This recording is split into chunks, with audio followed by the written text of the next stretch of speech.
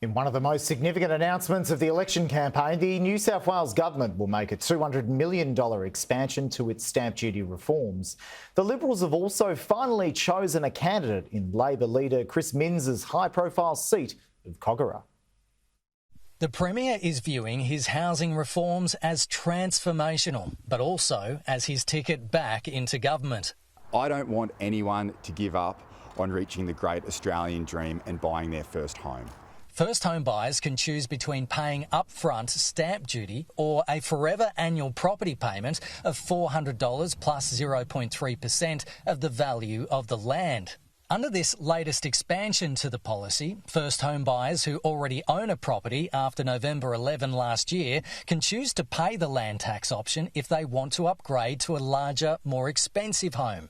The property price threshold is initially capped at $1.5 million and will rise $50,000 a year to increase the number of eligible properties. He wants to expand land tax on the family home, something that we've never had in New South Wales before. Stamp duty is a terrible tax. It prohibits and stops many people across New South Wales getting the keys to the great Australian dream.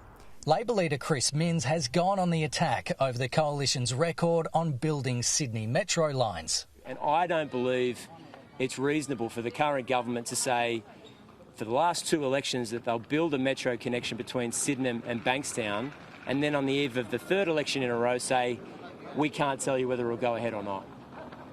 That's not realistic, and I don't think that's fair. And what I know under Labor is that they have a massive black hole. The first projects to go will be metro, and that has real consequences. The opposition leader finally has a Liberal challenger in his hyper-marginal seat of Kogarah, former Sydney City Councillor and lawyer Craig Chung.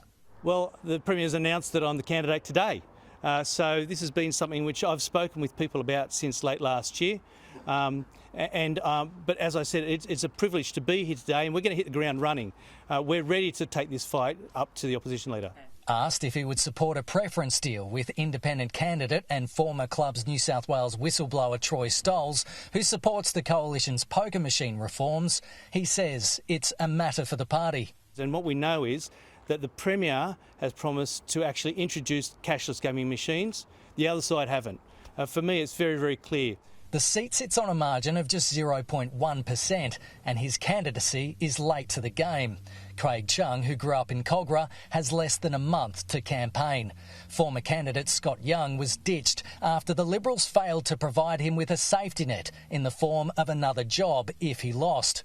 A miracle will be needed for him to win, and it will be an enormous upset to Labor if he does. Kenny Heatley, Sky News, Sydney.